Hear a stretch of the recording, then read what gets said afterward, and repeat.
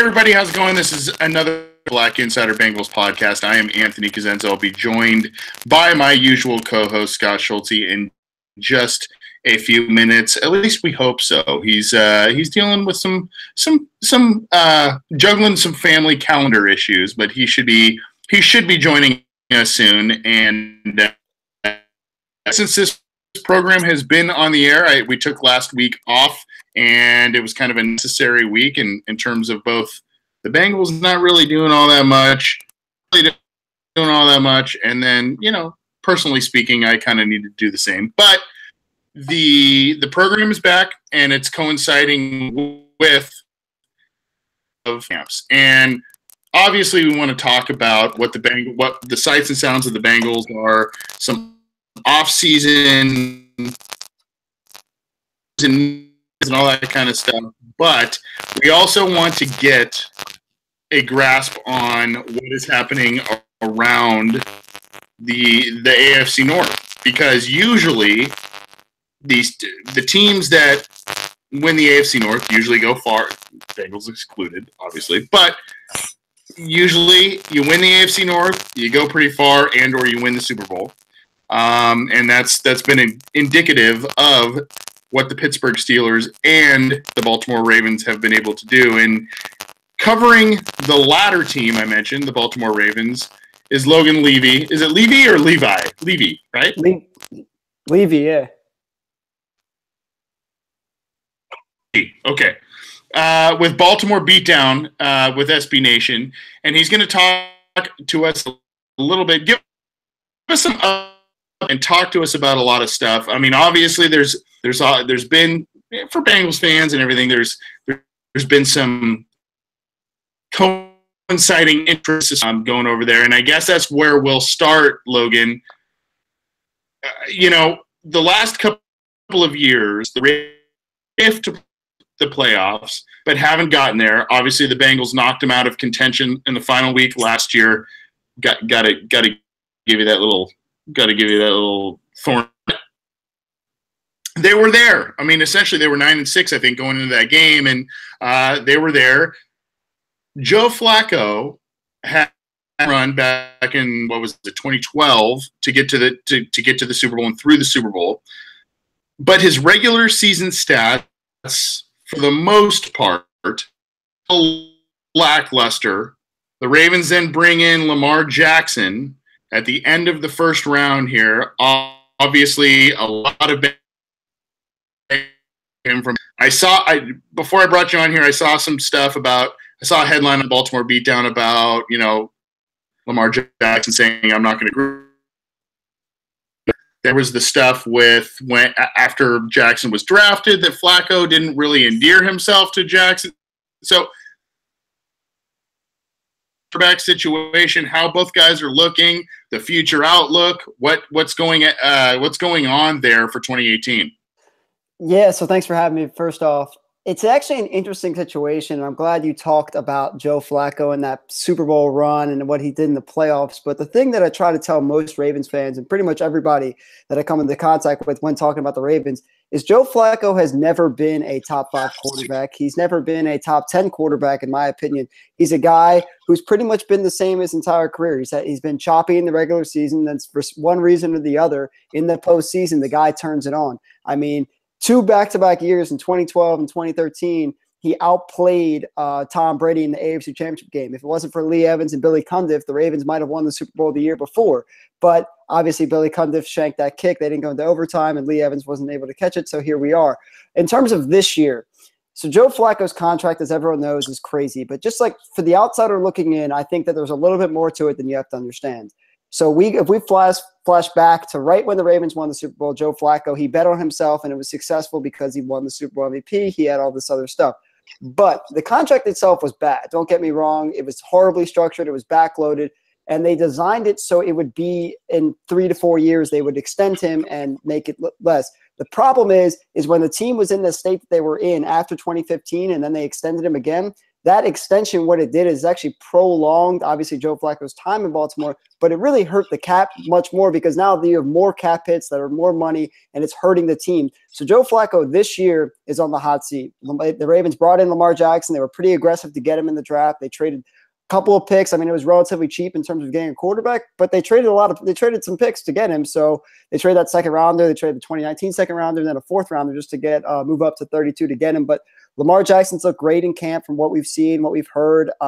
The biggest thing with him is getting to understand the playbook and getting to understand to call your own plays with any quarterback. I know he had that advanced system with Bobby Petrino at Louisville, but it's still a little bit far off from going into the NFL. So I would like to see Lamar Jackson sit his entire first year and then have the Ravens cut Joe Flacco post June 1 next year, save some money. I think it's if they cut him post June 1 next year, it's $18.5 million saved for 2019, and then the $8 million is split between 2019 and 2020. So it's $8 million each year in dead cap, which really isn't that bad for a quarterback that you're paying all this money to, and his contract was really bad. So really that's a good way to get out of it. But Lamar Jackson's looked good. Flacco is – the thing about Flacco and what everyone has been saying is this. He has looked a lot better in this offseason than he ever has before. He's finally healthy. Last couple of years he's been dealing with injuries, rehabbing his ACL. Last year was the back injury. He's finally healthy. He's working with receivers. And the biggest headline – and I'm sure it's one that you'll probably jump for joy over there, is Joe Flacco finally announced that he's going to work out with his wide receivers in the offseason. I don't know why it took him this long. It's not really – to me, I don't understand why it would ever be a question not to do that. But this year something clicked, and he's going to do it. So we're excited for that. We're excited to see how that chemistry can go. And I'm excited to see how this offense looks because, I mean, it's an entirely new group. You know, there's only 2 wide receivers that might be on the roster next year that were on last year. You talked about the 2 tight ends, Mark Andrews, Hayden Hurst. I mean, there's a lot of changes to this Ravens offense, and for better or worse, that remains to be seen. You're new to this show, but you understand the nuance of the segue. I love it. So you talked about the wide receivers. You talked about tight ends. It's really funny to me, I mean, as an outsider looking in and seeing the Ravens. I watch a lot of Ravens football, whether it's the 2 games against the Bengals every year or just in general the 2 games against the Steelers, because that always piques an interest. And, you know, just in general, I watch the Ravens when they're on primetime, and I root against them. Sorry, usually. But it's kind of funny because Flacco has the big arm, right? And the Ravens have done what some think is a pretty good job. You know, they brought in Steve Smith, they brought in Torrey Smith, they brought in Mike Wallace, the big speedy guys that can go deep and all that kind of stuff. Guys are essentially gone, and now what they've done is they've tried to become Flacco's best friend in creating these. So despite going deep quite often, he does like to drop it down short to when Ray Rice was there. He liked to do that. Tight end moment, but the guy who had a couple of groin injuries from BYU, and he was a good player, and he now is of years ago. They drafted 2 tight ends in the first 3 rounds this year. So is this going to look like a different offense for the tight end that they have brought in, and maybe they see Flacco getting a little older? Maybe they're not maybe going feast or famine on the outside. Let's kind of keep things in control, move the sticks type of thing. So I think that it depends on your definition of different, right? Because Joe Flacco's skill set hasn't, like I said before, hasn't changed. And he's always been a guy who's thrived on play action, needs a good running game, and he's always been that gunslinger with a deep ball. He's very accurate with that. But last year we saw a different Joe Flacco. We saw a Joe Flacco that didn't want to extend plays. We saw a Joe Flacco that struggled with his accuracy in terms of the deep ball. We saw a Flacco that went through one read and checked it down, and that was a big issue. So and part of that was on the offensive line struggling a little bit. I know all the Bengals people definitely know about struggling offensive lines. Wide receivers certainly were struggling for separation. So there was a lot of different moving parts to it that I would say that definitely resulted in Flacco struggling. It wasn't just Flacco, but he does get the biggest share of that pie. But the thing is different wouldn't be, I would say go back to that older style. And you were talking about Dennis Pitta. You were talking about that. And I would say this offense could have the looks to it of that 2011, 2012 type team where they relied on 2 tight ends. It was Ed Dixon. It was Dennis Pitta. They had a couple wide receivers that could make plays, and they had a strong running game. With Alex Collins coming back, I fully expect him to – there's no reason why he showed me that he's not going to have another great season. I mean, he was phenomenal last year, and I always go back to that 4th and 2, I believe it was, in Week 17 against the Bengals, where I think it was in the 4th quarter, and he made everybody miss. He had no sort of run blocking, and he just made everybody miss and ended up scoring the touchdown. I thought that was phenomenal, and that showcased what he can do. As for Joe Flacco and the offense in general, they have something different also this year. They brought in Willie Snead, John Brown, and Michael Crabtree. All 3 of those guys are on short-term deals, but they're all have 3 different skill sets if you look at that.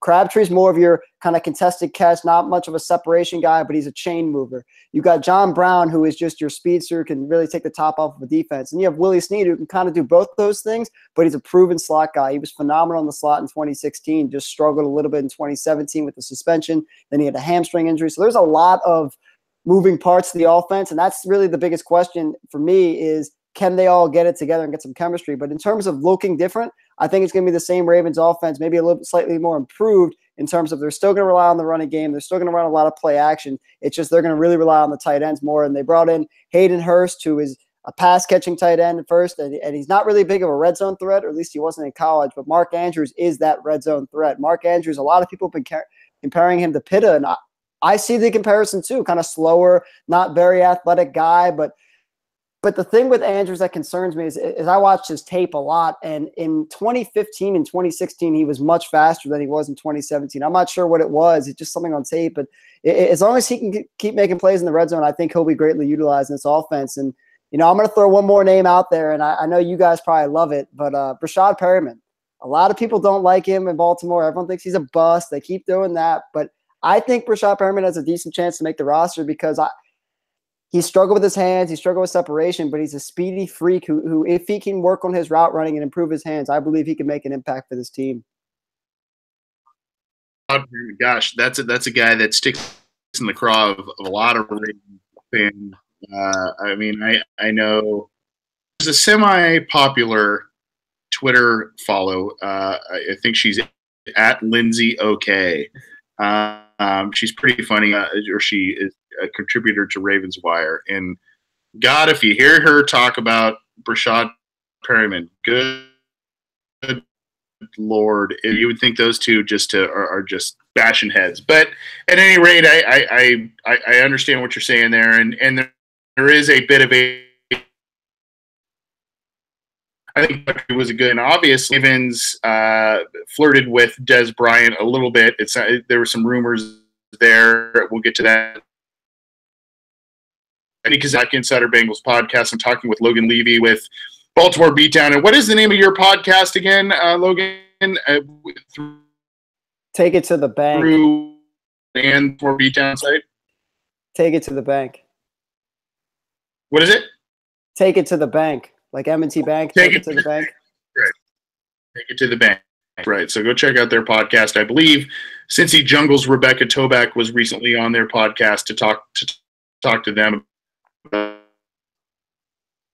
Bengals, and we've been to be within it. So, we kind of talked. I guess real quick, is there yet to run to a team and get somewhere? Is there anything more? I mean, there were some real linking him to the Ravens initially, then that kind of died down, and then there's maybe some other rumors going around. Is that still maybe a possibility for the Ravens being and doing what they're doing? Is that something that they're thinking about? I couldn't hear that because it cut out a little bit, but I will say this. I'm talking about Dez Bryant. Bryant.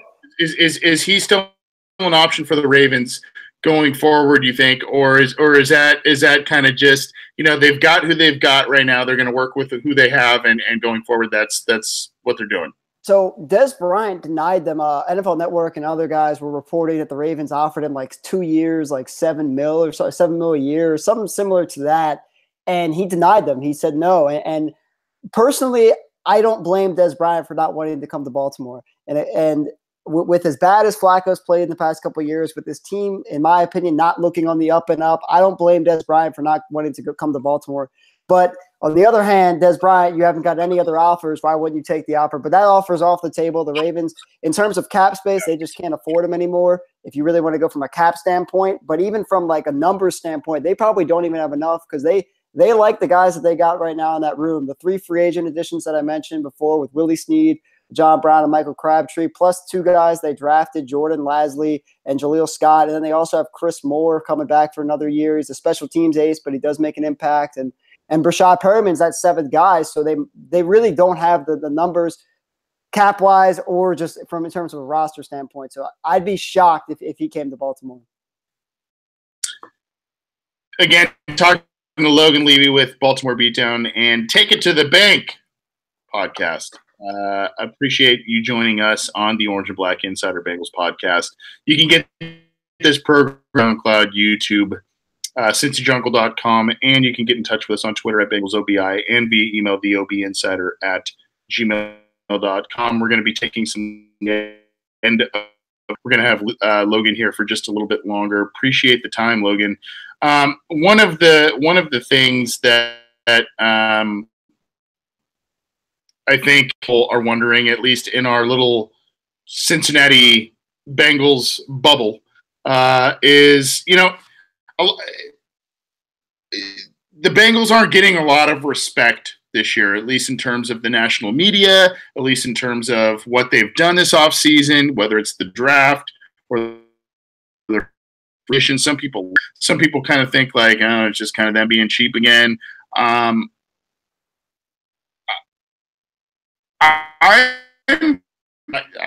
notoriously ride the fence. But I kind of wonder what the outside perspective is looking into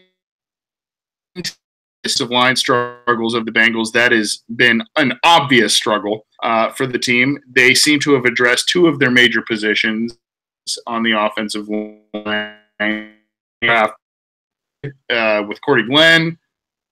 They get John Ross back, maybe Tyler Eifert. Who knows what's going on? But from somebody who covers the Ravens, someone who is probably a Ravens fan and has a eye on hearing what you heard from Rebecca Toback on your podcast, what are your thoughts on the Bengals this year?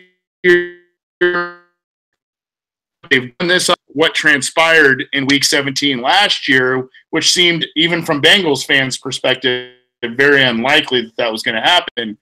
So I guess kind of timeline, where are you kind of seeing the Bengals at this point?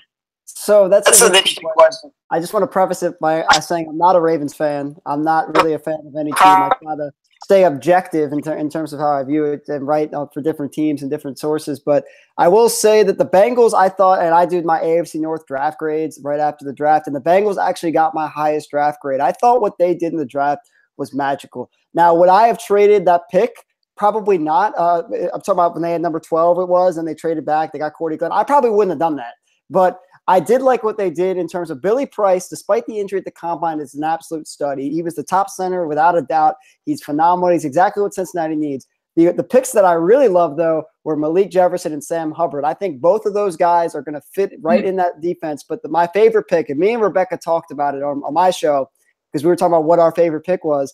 And Jesse Bates, I think, was my favorite pick for the Bengals because not only was it great value, because I thought in all my mock drafts he was going late first, and pretty much, and that was the consensus, is he was going to go late first, early second, not where he went, but also he fits Marvin Lewis's scheme just like a glove. It's a perfect fit in my opinion. The Bengals need a guy just like him, kind of rangy safety, and I think he's going to do great things. But at Alden Tate in the 7th round. Alden Tate was one of my guys. In every draft you have your guy, and you have your guys that you bang on the table for, and you continue to argue. Alden Tate was my guy. Although he's slow and he struggles to separate, he's kind of like Crabtree, where he's got really big, nice, strong hands. He's able to use his size and his body control to especially in the red zone. He's a red zone threat, and he's going to do big things for that receiving core, in my opinion. Rebecca shocked me and told me that he might not even make the roster. I don't know the ins and outs of the Cincinnati Bengals organization like her, but I will say this: if he doesn't make the roster, that's a huge surprise to me because Alden Tate, I think, can make an immediate impact and contribution for the Bengals team. Maybe you guys can tell me I'm wrong about that, but for me, I think there's a nice role for Alden Tate. The other thing, and this is something I talked about with Rebecca that I wanted to understand because I never understood this until I talked to Bengals insiders. Why is Marvin Lewis back? I mean, I don't want to get on this whole tangent and I don't want to start a fight because I'm sure it's a hot topic with Bengals fans and everybody, but I would have just let him go. There was plenty of other great options out there that you could have hired for free agents. I mean, I would have hired the Eagles offensive coordinator, DeFilippo. I would have hired Frank Reich. I mean, there's so many other guys that I would have went for instead of Marvin Lewis because what is it? I saw it today, 10,020 days since the Bengals won a playoff game. I mean, Marvin Lewis it's kind of like the Ravens where you sit at this mediocre point and it's kind of scary because if you're mediocre, then some people will think, and this is the Ravens' biggest problem too, is they finish 8-8, 9-7. They're like, oh, we were one win away from the postseason. But the Ravens really weren't one win away from the postseason. No one wants to talk about their poor schedule or anything like that. But back to the Bengals, I thought they should have just retooled because they have the pieces. I just don't understand why they're not more competitive. And the fact that they don't get more quarterbacks and give some competition to Andy Dalton is completely baffling to me. I would have taken one of those third-round guys. There were several times where I would have taken a quarterback if I were the Bengals, especially some of these in this class where there was a lot of them. And I don't know. I mean, maybe that's just me, but Andy Dalton really, for his job to be as secure as it is, doesn't make sense to me. Well, I mean, you're kind of preaching to the choir for the most part here, Logan. And you look at our live YouTube chat. Dean Burke says, "Thank you!" ! Mike Brown, meaning the owner of the Bengals, is the answer to that question. The question of why, and it's very interesting. And no offense to you, you've got a younger look to you, so you may not remember the Marvin days when he was with Baltimore. About when he was there, the defense he built, all of that. But it's very interesting to hear on Marvin Lewis now that he's been in the division, and I think unfortunately this is a team that is not run like many other organizations. It's oriented. It's very conservative, and I'm not talking politically. I'm talking, well, maybe a little bit politically, but for just how quote-unquote business. And if you know anything about Mike Brown, the Bengals owner, and anything about the Brown family, they are difficult to deal with. And when they have had in their throughout the 90s and all that kind of stuff, they had a head coach, and when they have finally found some semblance of continuity, some semblance of productivity, which is Andy Dalton and Marvin Skinner, I think that's why they have continued to hang their hat on those two, for better or for worse. Now, I'm in Baltimore. Just go ahead. I'm in Baltimore. I understand continuity. Because it's been told to me since I was ever even started watching the Ravens football, because think about it, the Ravens, they could have fired Harbaugh this year. They keep all these offensive coordinators. Marty Morningweg, everyone thought he was on the hot seat. Mark Trestman, before he got fired, it was all about continuity. And I understand the idea, I guess, or the notion of continuity where you want to keep the same group together because you don't want to end up, let's be honest, you don't want to end up like the Browns where you're constantly changing everything because that sets you back as a franchise. But the way that I look at it is there's a point in time where you have to just realize that it's not working. Like whatever we're doing, it's just not working. And the goal is, and I talk about this a lot on my podcast, and people get mad at me when I say this, but the goal of the NFL, if you're an NFL owner, NFL team, NFL player, whatever, your goal is not to go 8-8, 9-7, 10-6, and sneak into the playoffs and lose in the first round, lose in the second round. Your goal is to win the Super Bowl that year. Now, I understand not everyone's New England, not everyone's Tom Brady and Bill Belichick, but you have to understand the NFL model, and we talk about that a lot on my show, is the NFL model is not set up for teams like Baltimore, and I guess Cincinnati can be lumped into this too, where they try to be competitive every single year. I know it sucks as a fan to watch a team that's it's slipping or whatever. But the reality is you have to take advantage of your window. And I point to Seattle. If you look at what's going on over there, they were 9-7 last year, and they fired both their coordinators, and they pretty much sold everything because they realized their window's pretty much over, and now they're going to retool and rebuild. That's what I would do if I were Cincinnati. And maybe I'm a little crazy on that end, but I'm all about changing it up at this point because 15 years at this point, no playoff wins. Like that's unacceptable in my opinion. Well, it's about 18 years, 19 years since the Bengals won a playoff game. But yeah, it's been a long time. About 8-8, 9-7. The Bengals had unfortunately become used to 6. So when they see this and when they're on the precipice of, and I'm not making excuses. I'm not. That's not something I'm advocating for. I'm trying to give you an insight and our listeners an insight into Mike Brown's mind potentially. That when they're 9-7, 8-8, 7-9, and they're knocking people off at the playoffs at the end of the year, and they're potentially almost into the playoffs and all that. That to him is, hey, we're close. And unfortunately for Mike Brown and for Bengals fans, close to Mike Brown is what does it.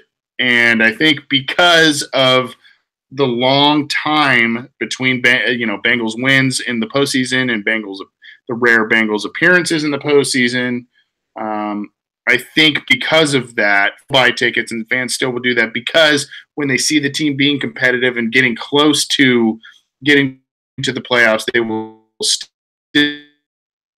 still Mike Brown for operating the way he does, and that's for better or for worse. But that could be a podcast episode on its own. Tell us where, aside from Baltimore Beatdown, tell us where we can find your stuff, where we can find you on Twitter, and all of that good stuff there. So I'm on Twitter at Real Logan Levy. You can find my work at BaltimoreBeatdown.com. I'm doing something kind of cool now where I'm doing a Joe Flacco film piece. So I'm breaking down every single snap of his season. Like so if you're a Bengals fan, you'll probably like it because I'm about to release in 2 days. I think the Week 17 matchup against the Bengals is going to come out. So you can see how badly the Bengals rattled him because Marvin Lewis, for one reason or the other, knows how to rattle Joe Flacco. But follow me at BaltimoreBeatdown.com. You can follow us on there at BeMoreBeatdown. But that's pretty much it. It's where you can find. I'm not that hard to find. Appreciate it. I appreciate you making the time, and I'm sorry I could not come on your show, but I'm glad Rebecca Toback did. I know you and I went back and forth a bit about going back and forth going on your show. Again, I apologize about that, but I know you guys do good work over there. I know we'll be talking again. I would love to have you back on during the season to talk about the matchups coming up and where both teams are at. And I appreciate the update on where the Ravens are at. Not a problem. Thanks for having me. That's Logan Levy with Baltimore Beatdown and Take It to the Bank podcast. His time. Wait, I poor guy. I told him this is me to a T. 10 to 15 minutes. I only need you for 10 to 15 minutes. And of course, I take 30 minutes, but that's I'll apologize if there's any audio issues. Again, I am not at my residence. I am actually on a little bit of a vacation, yet I am still talking to you guys and still coming to you on the podcast. And I believe, if I'm not mistaken, we have someone who is in like Darth Vader red over there. Scott. Yes. Stolze, yes, I am here. My usual, and he's like, where? It looks like a freaking. How are you, my friend? Good. Actually, it's Chinese. But if you're on vacation, I can be on vacation. I'm in China this week. I don't know. Something in the closet. I'm like, I haven't worn this thing in forever. I need to, something different to wear. But yeah, after spending the last half hour deciding if I was going to go to Chick-fil-A and get a milkshake or come on the podcast, just kind of sitting here, I'm like, yeah, I might as well join. So here I am. I appreciate it. I know our schedules have been a little wacky. of all, I appreciate all the live listeners coming into this program because, last week we were like, we'll take the week off. And then this week, instead of our normal Wednesday evening type of thing, I said, hey, let's do Thursday evening. And instead of 8:30, I did 8 p.m. So I did a little your flexibility, Scott. I know I have not been easy to deal with over the past couple of weeks, so I apologize, my friend. Well, as long as, I was going to say, there was something I was going to say there about you admitting you weren't being easy. I'm thinking your wife could probably, I'm sure you're trying to be nice. Yourself open-ended. Well, all right. Let's before you throw me under the bus too much, let's move on. Bengals minicamp. There's a lot of, we'll try and get through some of this stuff pretty quickly here. I guess one of the things that I wanted to start with, kind of based on quickly, Tyler Kroft and Tyler Eifert have been resting, particularly Tyler Eifert.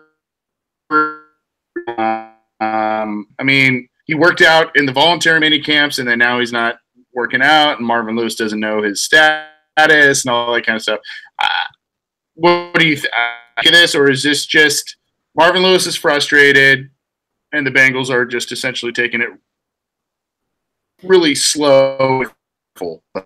At this point, anyone who's a Bengals fan who's followed them since he was drafted in 2012 or whenever it was, or maybe it's 13, whatever year they drafted him. That's just him. He's just constantly hurt. When they re-signed him, we kind of knew, he's going to be hurt at some point. You kind of hope it wouldn't be before the season begins. And I think you just kind of get used to it because you just kind of know that's the deal with him. Although I totally understand if it's something where they're trying to be precautionary because, this guy has a very limited shelf life. He's only going to be good for so many snaps this year just because, his history kind of shows that. So you would definitely prefer those be in the regular season. So if they were to say, we're just going to keep this guy pretty much out of every training camp, out of every preseason game, out of everything, except for the bare minimum, just so he doesn't come in week one and look like someone's very rusty. I have no problem with that because he's kind of shown what he can do. He's not a rookie. He's an experienced guy. He is going to get hurt. So let's get as many minutes as we can out of him on the field. So I'm hoping it's precautionary, but if he does have another injury where it's actually a legit injury that's keeping him out, then it's frustrating, but it's Eifert. Yeah, I kind of think of it as, like I said, I think it's a little bit of Lewis frustration / unknown / precautionary with him. I think there's so many times where, either the Bengals have rushed back guys or whatever the case may be, and it hasn't worked out. Eifert has had some pretty significant offseason procedures back, knee, all that kind of stuff. Maybe they're just playing it safe, and Marvin's kind of in cheek, I think it's a little bit of both. I don't think Marvin knows exactly what the timetable is for Tyler Eifert, but I also think that the team is like, dude, just hang out. Just so much time recently. Just we don't need you. We don't need you, getting hurt in this useless stuff. Another headline, Scott, is in these mandatory mini camps is Cordy Glenn talking about the Bengals offensive line, the offense in general, and he likes what he sees. They've been mixing it up a bit on the offensive line, trying to figure out the best formula. Cordy Glenn, and you can find this article on CincyJungle.com.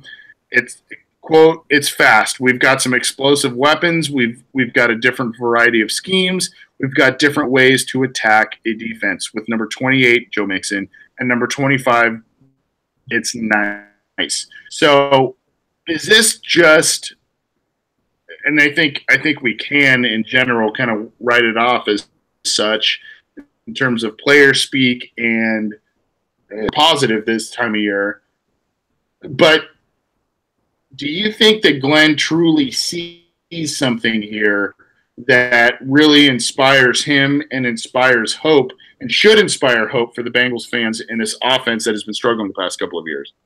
I think it's probably several things. I mean, first off, he's been in Buffalo his whole career, so he has had Tyrod Taylor, Nathan Peterman, and some. He hasn't exactly had, not that Dalton's elite, but he hasn't had elite quarterbacks. He's had LaShawn McCoy, who's a very good running back, but hasn't really had like a good second running back or a guy to pair with him. Receiver, until they traded for Kelvin Benjamin's been kind of sketchy, especially because Sammy Watkins was always hurt. So the Bengals do have a good set of skill position guys when Eifert's healthy, and Bernard and Mixon are both good running backs. Obviously, they have AJ Green.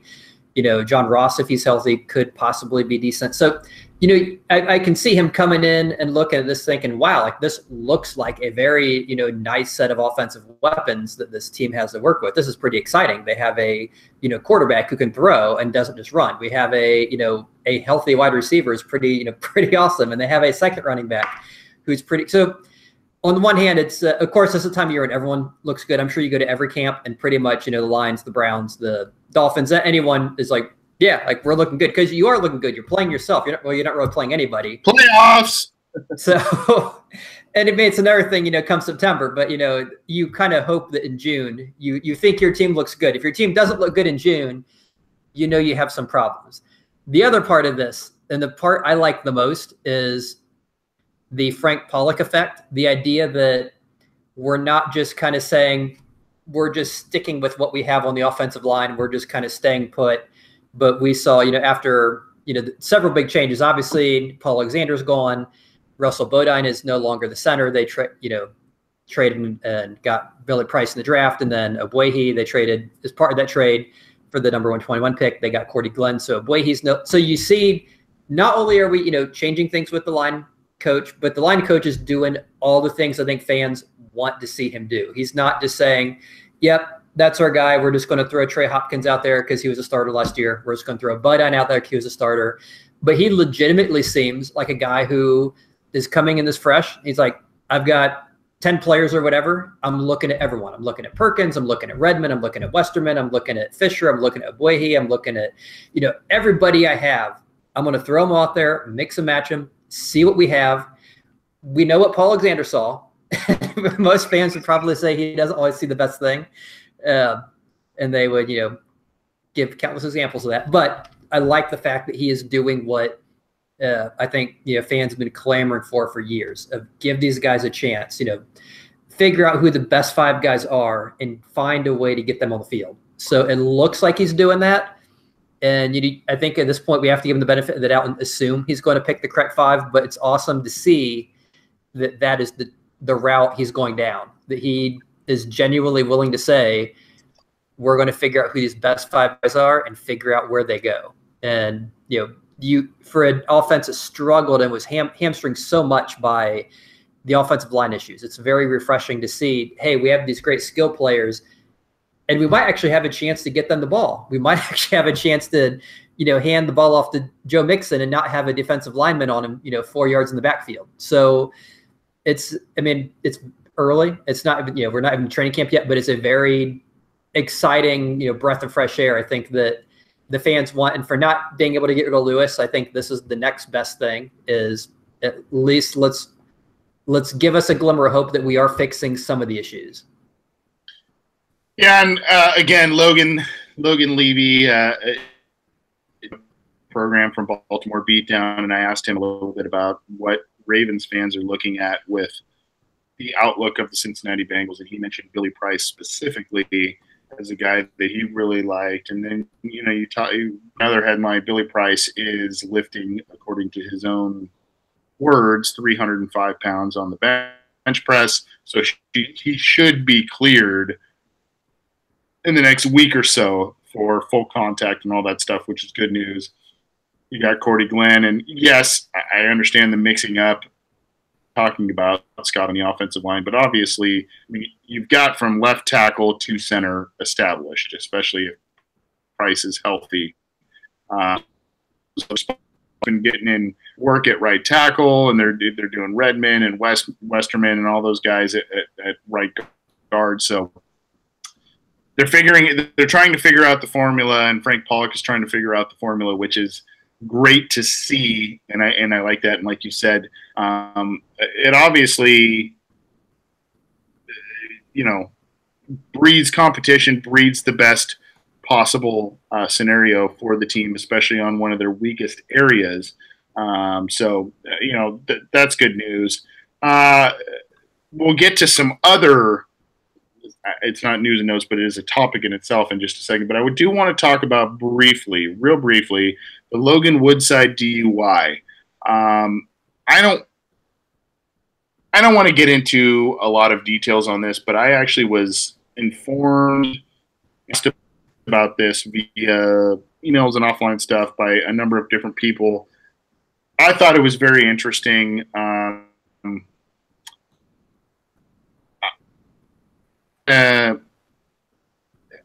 just think stuff I've seen and heard, without going into much detail, has been very. Now, it's a 7th-round pick. It's a guy who is a fringe roster player, maybe a guy who could be the backup quarterback and blah, blah, blah, blah, blah.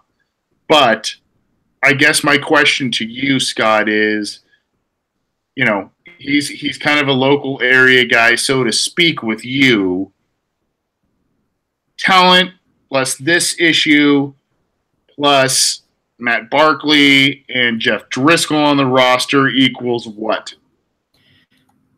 That is a very good question. I mean, for some teams, I think it would be automatic dismissal.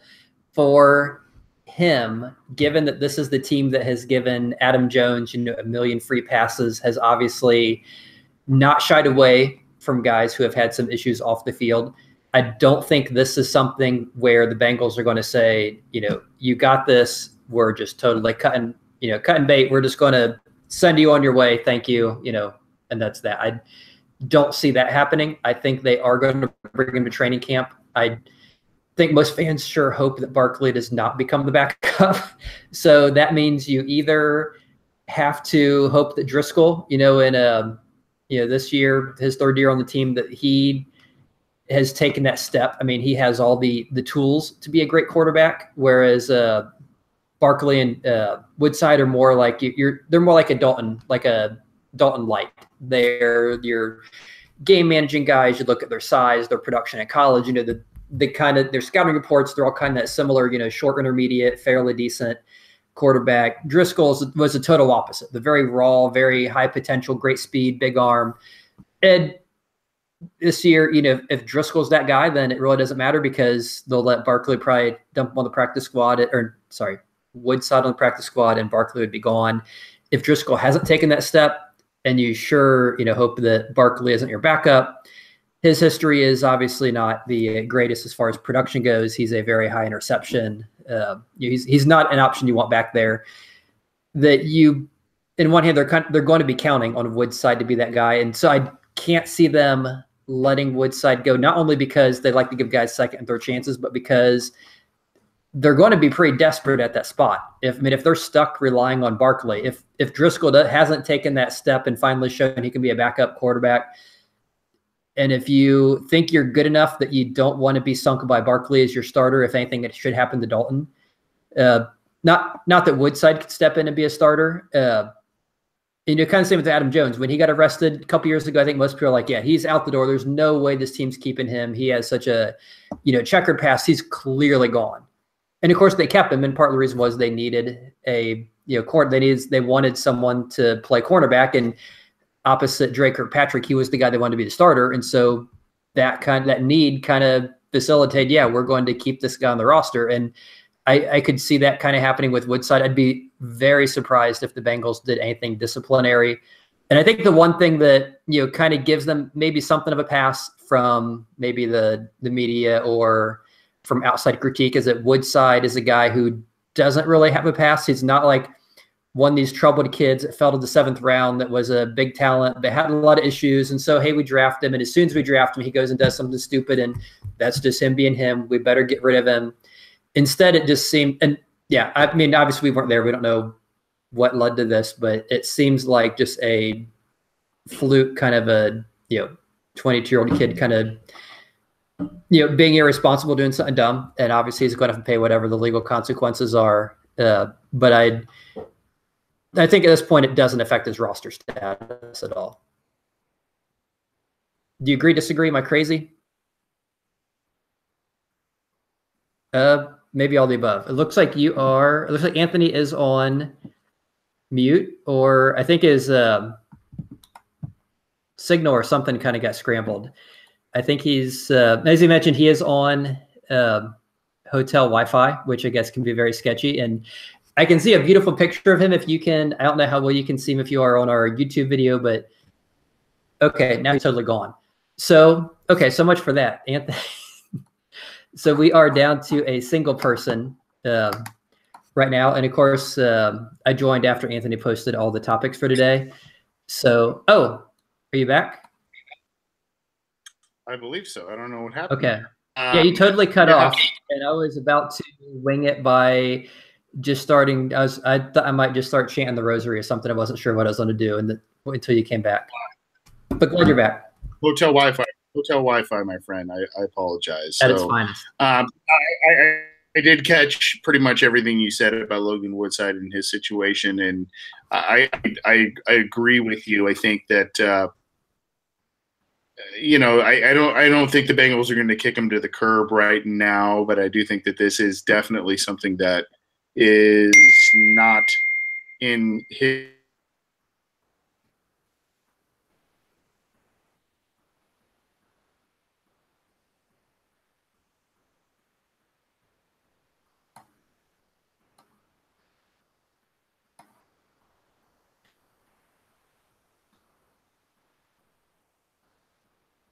Okay, we lost Anthony again, I think, for another second.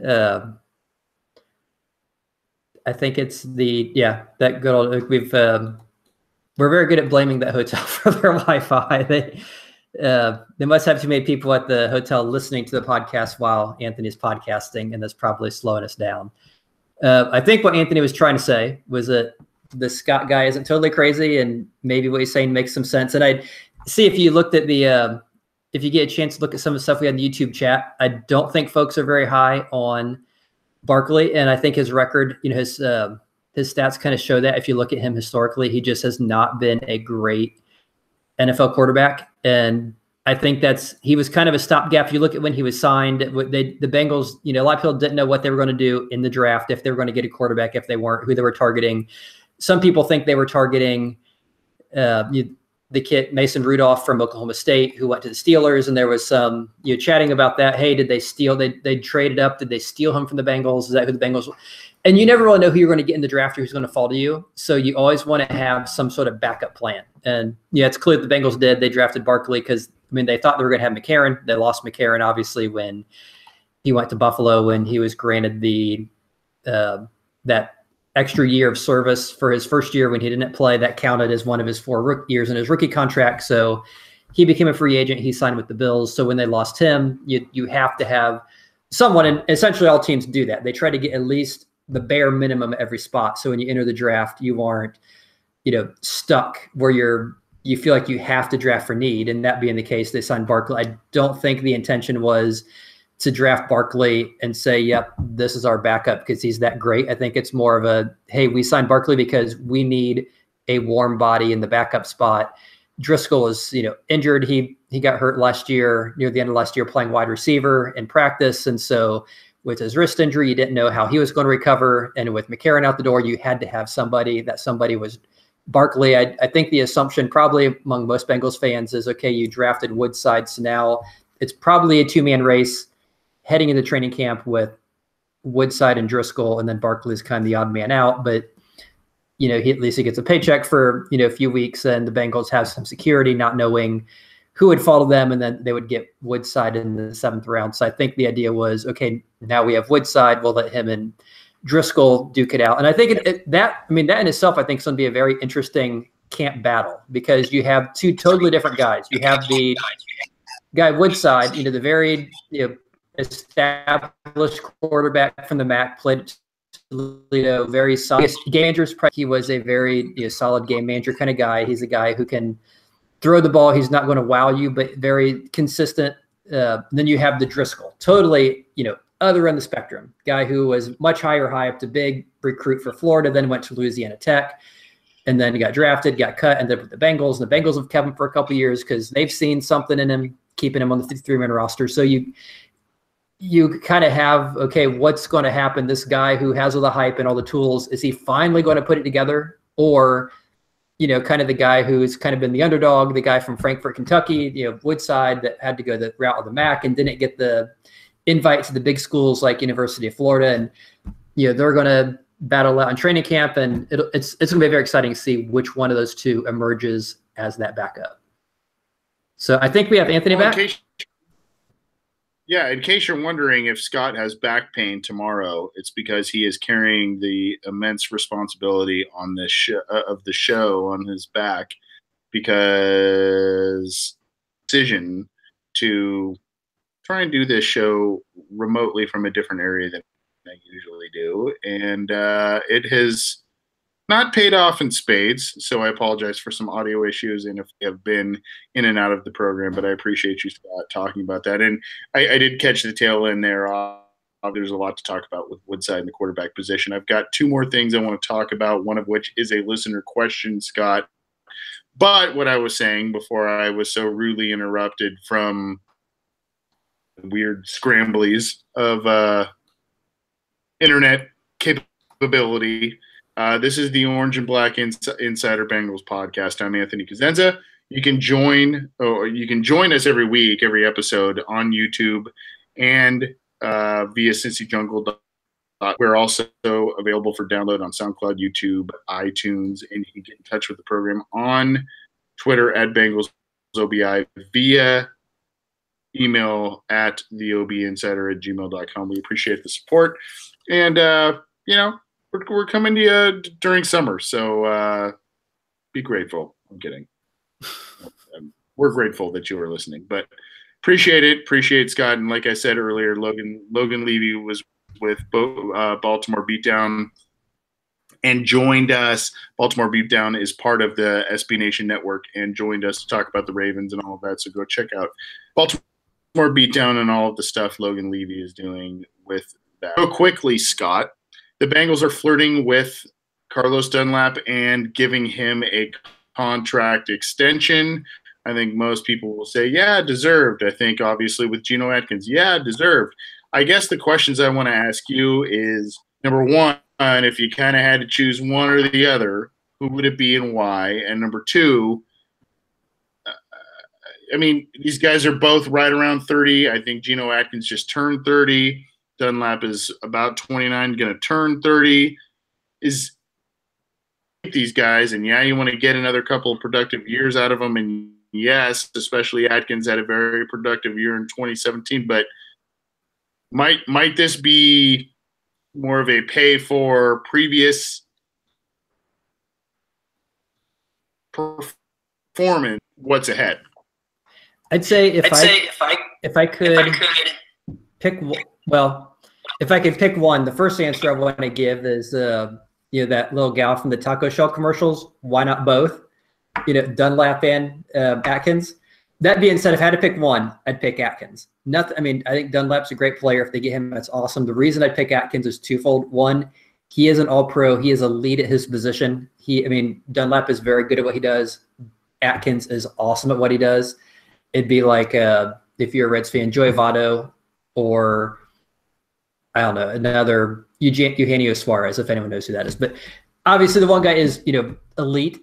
And the other thing, not only is he elite, is Atkins, one of the top two or three technique defensive tackles in the NFL with, Aaron Donald obviously is probably the other really big one. And then you can argue maybe Ndamukong Suh or Gerald McCoy or someone might be there, as that third one or whatever. But the other reason why I'd go with Atkins if I had to pick one is if you look at who the Bengals have behind them as far as depth, they don't really have anyone who can do anything near what Atkins can do. You have Billings, who's much more of the big, strong run stuffer, still really raw. You have Chris Baker, who signed to a one-year deal, who looked pretty good in Washington his last year. Didn't look so good last year. You really don't know what you're getting with him. Glasgow is kind of a, he's a solid rotational guy. He's probably not ever going to be an elite guy or great, but he's a nice solid piece. But if you were to tell me, hey, we're losing Atkins and we have to roll with a guy who's unproven and Billings, a guy who has maybe a limited upside in Glasgow, and then Baker, who you have no idea you're getting there, that's not very exciting. If you lose Dunlap, you still have, guys like Lawson, who was amazing last year in limited snaps as a pass rusher. You still have this, Sam Hubbard, who they just drafted this year in the draft. They have Willis, who they drafted last year in the draft. You also have Michael Johnson, who's a decent player, a good run edge defender. And so you have some pieces there you can play with defensive end. Defensive tackle, not so much. So I'd say of the two, I would definitely be in the Atkins camp for those reasons. That being said, like the girl says in the commercial, if you can, why not both? And even if they do sign Dunlap, I'm sure they will find a way to get the air guys in there. That means they would probably get Willis, and Hubbard are probably going to be pushing Johnson out. And then you probably have Lawson for a second year being limited in his snaps as more of the situational edge rusher guy, not getting the run snaps. And the interesting thing, if you look at that, if they sign Dunlap and if that keeps those younger guys from getting more time on the field on their defensive snap counts, the reason it's interesting is the Bengals did the exact same thing to Dunlap. When he was a rookie, his second year, he was clearly outplaying Robert Gathers at left defensive end. But he was getting very little playing time because they had this proven veteran. And even though Dunlap is much better now than Gathers was then, because Gathers was the veteran his first couple of years, Dunlap just didn't get the playing time. And it'd be interesting now that, to see the roles reversed, where Dunlap would be the guy that's getting signed, that's keeping the younger guys from getting their playing time. Anyway, sorry, that was a long answer, but okay. I'm very worried. And God bless you, Scott. You killed two birds with one stone, because part of one of our listener questions was about that from Dean Burke, and it talked to Jordan Willis, Carl Lawson effect on, Dunlap going forward and all that stuff. I think everything, and I don't mean to be exaggeratory when I say it, I think everything that the Bengals do on defense revolves around Geno Atkins and what he can do in the, and the fact that he is essentially within the top three interior defensive linemen, depending on how you want one, but Geno Atkins is probably in the conversation for number two, if not number three, maybe number four, but I think that's not doing him justice.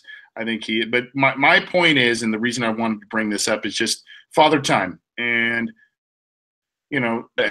had a great year in 2015, had a pretty good year in 2016, okay year in 2017, mostly towards the end of the year, really a non-factor towards the beginning of the still. I think he had 9 sacks in 2017, so still productive. But do you pay these guys at 30 and above for, through contract, all that kind of stuff?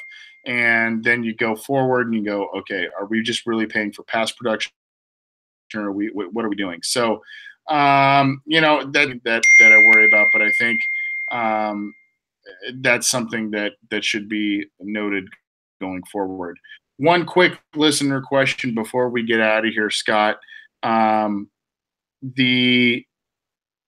is from Carlos Andre, usual listener. He had actually asked a question a couple of weeks back, talking about Alex Erickson. I don't know if we ever got to that. I don't think we did, because he retweeted us about it. Basically, his chances on making the roster. Are you impressed with what he did as a wide receiver? He hit us up on Twitter at Bengals OBI about it. Do you think he could steal a 5th or 6th wide receiver spot?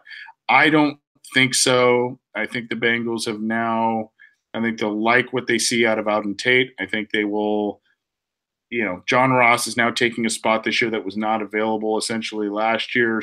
So he might be the odd man out, especially if they can find someone to return kicks, whether that's Mark Walton, whether it's John Ross, whether that's whoever.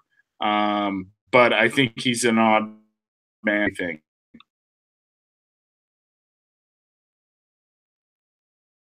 Sorry, I had to unmute. Yeah, I'd say the odds of him making the spot are definitely going to be tied to his special teams duties and how well some of these other guys that they have brought in, either, someone like Ross was supposed to be a good returner. They have a lot of guys who can return. It's just a question of who they're going to use. I think if Erickson can win the return battle, I think they bring him back. I don't think he's going to win it just on his receiving ability. I think, interestingly, if you look at the stats, just because it's interesting to see, and I think not everyone realizes this, the receiver who had the highest percentage of targets caught last year was Alec Erickson, who caught 12 to 16 passes for 75%. Actually, I guess Joe Mixon was the highest, but he was, as far as receivers go, he was the highest. And of course, on the other extreme, you had Josh Malone, who caught something like 6 to 17 for like 30% or 35%. So he definitely caught the balls thrown to him. And he had a 15-yard average, so it's not like he was catching little 3-yard passes. But I think part of his playing time is going to be, he's probably not going to be an outside guy. He's probably going to be for the same kind of spot where I think Tyler Boyd is going to win, as far as like that slot role, where you have Ross or LaFell and then Green on the outside, and then someone like Boyd in the middle. And so and then the guys that drafted, you mentioned the Tate, and I just would have a hard time seeing Erickson make it strictly as a you won the spot as a receiver. I think it's more realistic to say, just like he did his rookie year. His rookie year, he wasn't supposed to make the roster. He was an undrafted free agent. He was someone that, even on Cincy Jungle and when he was signed, there were various posts and various polls, which of these guys has the best chance to make the roster and so forth. He was nowhere on those lists. Free agent, Erickson was very low on that list. Even among the receivers, he was maybe like the third or fourth or fifth, most favored guy as far as his odds. But once he got into preseason and he had a few really nice returns, if you recall, I think it was a punt return. He had a really long punt return, maybe a kick return, where he turned some heads and people were like, wow, this guy, after years of Brandon Tate not doing what not replicating what he did in New England, this guy all of a sudden is like, wow, this guy's really doing something back there. And he kind of won that receiver spot over all those other undrafted guys that we were higher on because of what he did in preseason. And that's kind of been what's kept him on the roster. But when you're a special teams guy, you've got to prove it every year. And that's the thing with him, is if he can hold off whoever they are going to put up against him, then I think he makes a roster, but I think he's got to do it on special teams. I don't think he's going to do it based on his role as a receiver.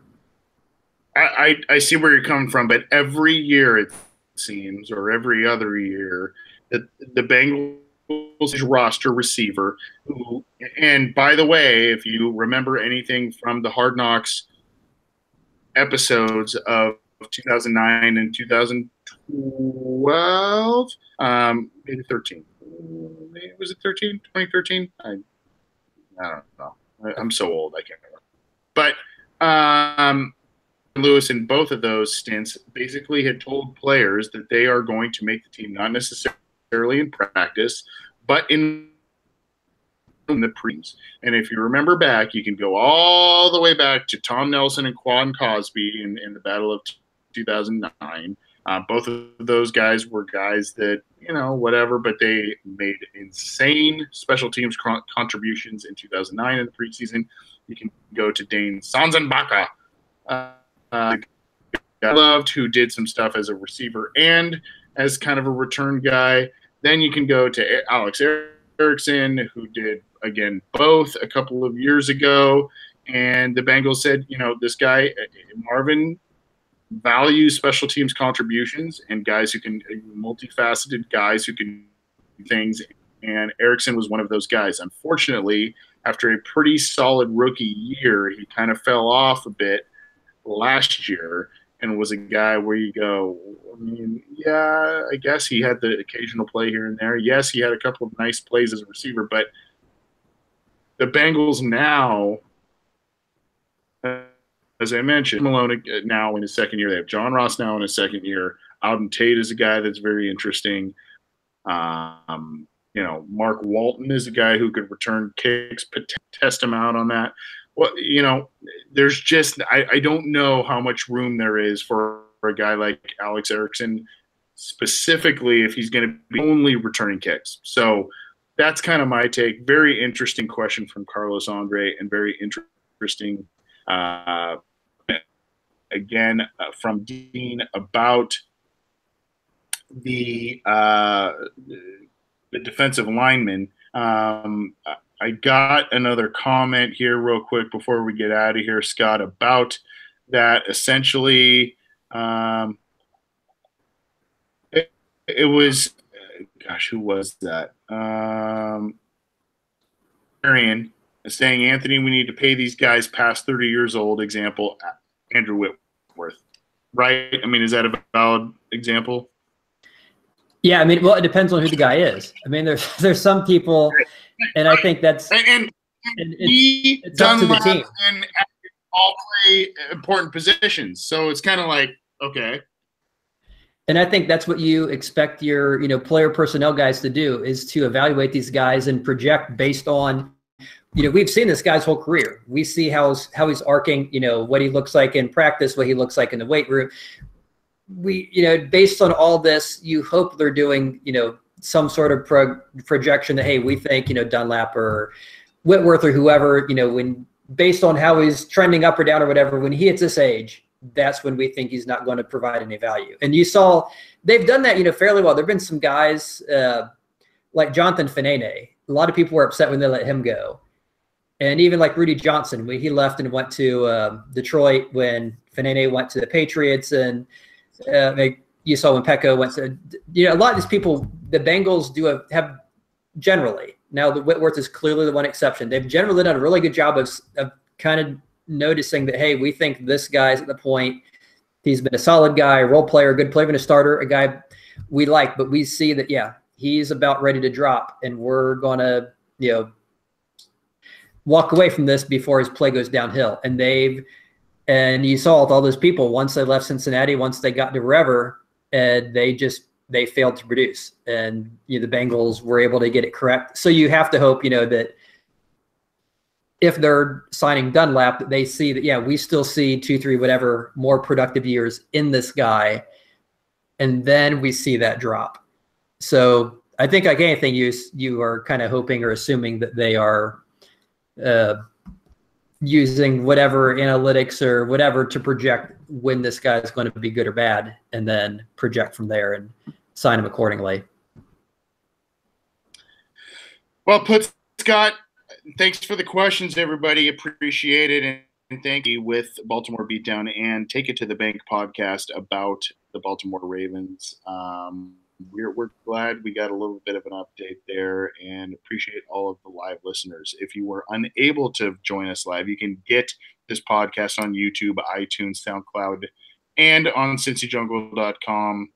You can also get the podcast and or get in touch with us via YouTube, via Twitter at BengalsOBI, and via email via gmail.com. Scott, thanks so much for joining me. Any final thoughts before we get out of here, my friend? Yeah, just have a great Flag Day and enjoy your vacation. Okay. You heard it from my friend first. So, Anthony Cosenza, thanks so much for tuning in.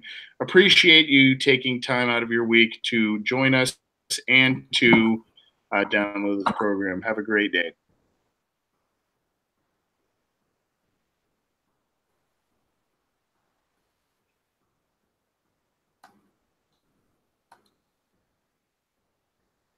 All right, buddy.